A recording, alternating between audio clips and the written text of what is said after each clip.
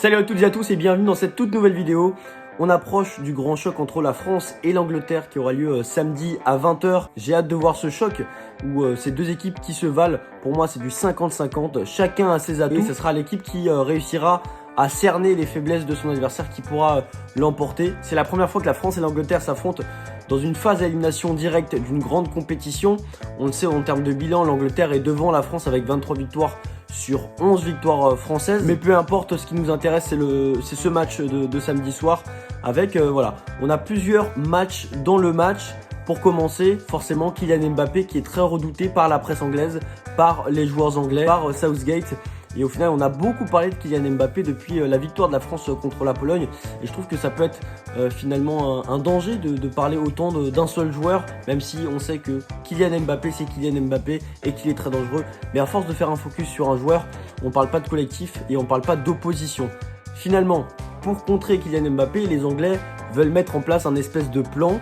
Il y a l'adjoint de Southgate qui s'appelle Steve Holland qui avait dit que pour contrer Kylian Mbappé, il fallait avoir un joueur en face qui ait autant de qualité offensive, autant de dangerosité offensive que Kylian Mbappé. Sauf qu'il n'y en a pas. Mais en tout cas, le seul qui serait capable de stopper Kylian Mbappé, c'est Kyle Walker, le latéral droit de Manchester City qui a 32 ans, expérimenté et rapide, qui est un des joueurs les plus rapides de Premier League et qui a cette capacité de pouvoir bloquer Mbappé parce que voilà, il a l'habitude d'affronter des joueurs rapides, des joueurs très performants offensivement.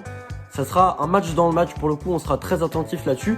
Mais une autre solution qui est mise en place par l'Angleterre, qui pourrait être mise en place par l'Angleterre, c'est de faire une défense à 5, c'est-à-dire avec 3 défenseurs centraux, alors que depuis le début du mondial, l'Angleterre a joué avec une défense à 4. Et si vous voyez les statistiques, dans cette année 2022, l'Angleterre, avec une défense à 4, ils ont joué 7 matchs, défense à 5, 5 matchs. Et on voit que la plupart du temps, avec une défense à 4, ils sont à 57% de victoire, 0% de défaite, 2,1 buts par match et 0,4 buts encaissés. Et on voit en face, pour la défense à 5, 60% de défaite, 1,2 buts par match et 2 buts encaissés. Donc c'est des statistiques qui sont clairement opposées. Et ça irait pas en la faveur de l'Angleterre en tout cas. Déjà de changer de système en cours de compétition. Et ça montre aussi leur frilosité face à Kylian Mbappé, leur peur. C'est que depuis le début de cette compétition, l'Angleterre, c'est une équipe qui aime avoir la possession. C'est une équipe qui aime dominer son adversaire. Au contraire de la France, son atout, c'est plus les contre-attaques, les phases de transition rapides, avec des joueurs comme Dembélé et Mbappé sur les côtés ultra rapides, des rampes de lancement comme Rabiot, Tchouaméni, Griezmann avec sa vision, et puis Giroud en point de fixation.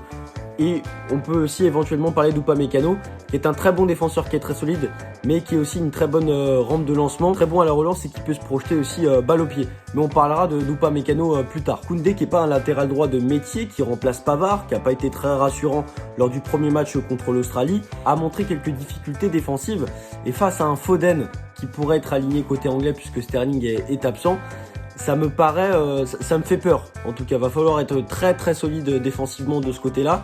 Donc c'est là où j'ai un doute. Et côté gauche, Théo Hernandez qui avait montré des belles choses contre l'Australie et contre le Danemark, a, on va dire, baissé en performance au fur et à mesure. Et j'espère qu'il va retrouver son niveau. On peut voir sur certaines séquences qu'il peut se faire facilement dépasser par un joueur adverse. Et en face, c'est Bukayo Saka. Bukayo Saka qui, en 1 contre 1, est redoutable. Donc, pour vous dire, au niveau des couloirs, ça me fait un peu peur. Là où on peut utiliser le potentiel de Théo Hernandez, c'est sur la phase offensive. Évidemment, les Anglais vont se focaliser sur la présence de Kylian Mbappé.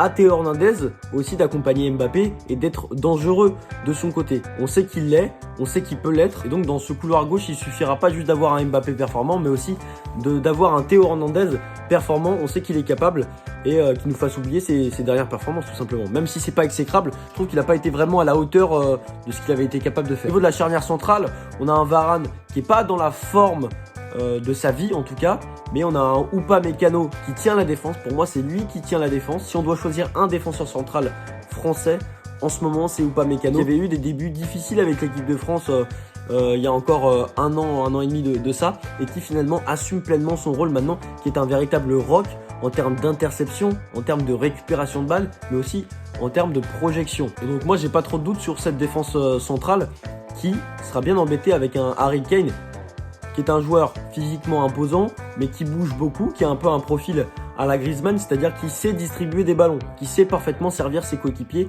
C'est pas un neuf qui s'intéresse que au but. Et ça, c'est intéressant de voir parce que Comme c'est un joueur qui peut dézonner, qui peut centrer côté droit, on l'avait vu face à l'Iran du pied droit, pied gauche. Il est assez polyvalent et sous-coté, je trouve. Et aussi un truc qu'il faut mettre en avant, c'est que c'est un joueur qui connaît parfaitement Hugo Lloris, tout simplement parce qu'ils sont coéquipiers à Tottenham. Et je pense que pendant les séances d'entraînement, il a dû en mettre des frappes face à Lloris. Donc c'est un match dans le match encore une fois. On dit souvent que pour gagner un match, il faut remporter la bataille du milieu.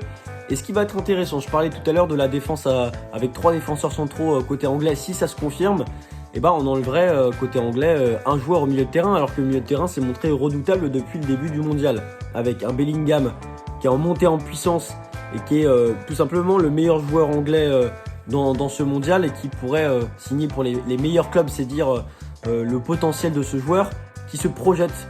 On sait que l'Angleterre est forte au niveau de la possession du ballon. Et quand il s'agit de faire des contre-attaques, ce que les Anglais font bien, et Bellingham, c'est un joueur qui peut porter le ballon et faire gagner des mètres considérables à son équipe. Donc c'est un joueur qu'il faudra museler au milieu de terrain. Il faudra compter sur Rabiot, il faudra compter sur Tchouaméni et évidemment Griezmann qui fait les replis défensifs maintenant. Mais en enlevant ce joueur côté anglais, ce serait peut-être Anderson, puisque Bellingham, je le vois quand même indispensable.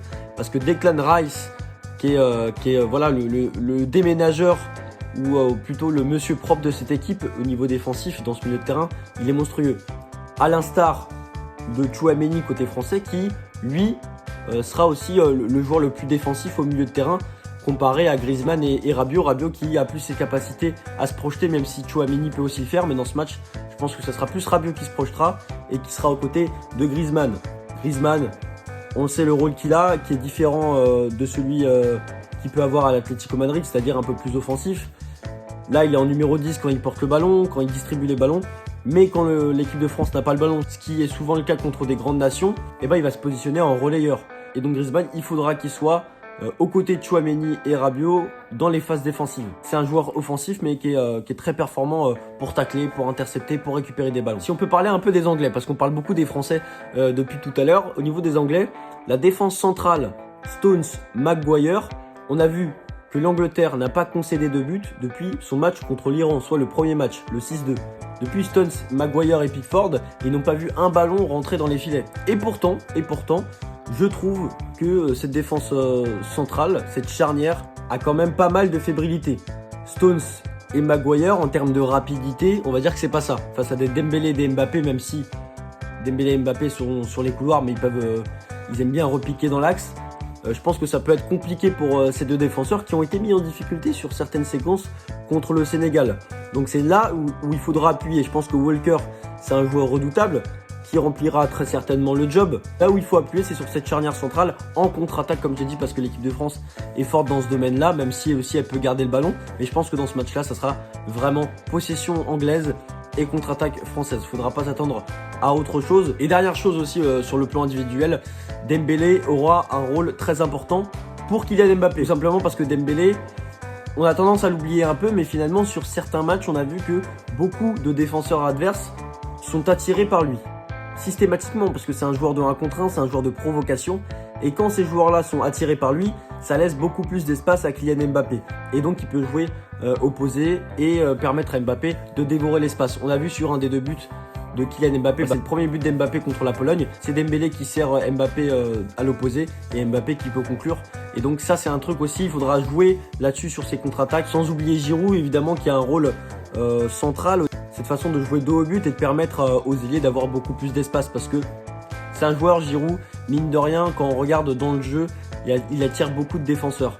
C'est très dur de défendre sur lui et c'est quand même un joueur qui a un physique imposant, tout comme Maguire et Stones. Donc finalement, on va voir combat de colosse dans ce secteur du jeu. Mon prono désormais dans ce match, c'est assez compliqué de s'exprimer là-dessus puisque évidemment, il y a l'aspect émotionnel qui rentre en jeu. Mais on s'attend à énormément de buts dans ce match puisque les Anglais sont redoutables offensivement avec énormément de cartouches finalement. Parce qu'on voit Saka sur le terrain, on voit Foden, on voit Kane.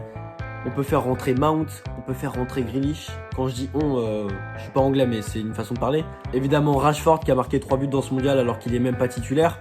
Et donc ils ont énormément d'atouts dans ce secteur.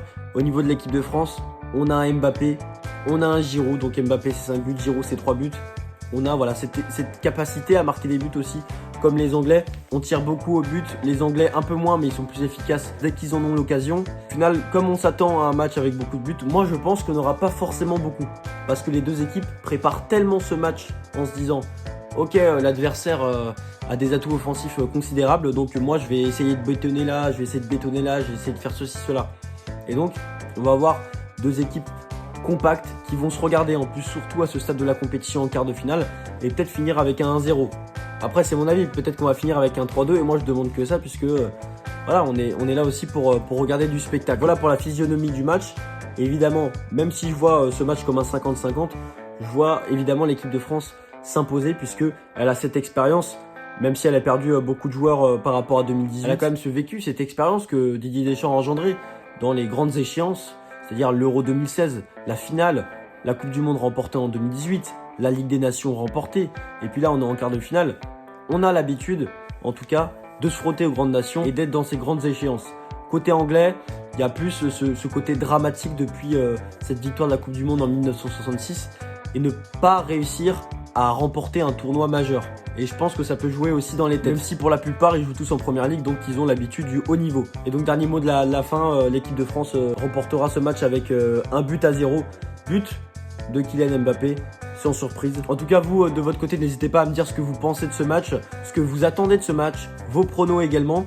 Je vous remercie de m'avoir suivi dans cette vidéo. N'hésitez pas à liker si elle vous a plu et à vous abonner pour continuer à suivre les actualités du mondial, mes analyses focus et puis après le mondial aussi, puisqu'il n'y a pas que la Coupe du Monde qui existe bien évidemment. En tout cas, je vous remercie de m'avoir suivi et je vous donne rendez-vous pour une prochaine vidéo. Ciao, ciao.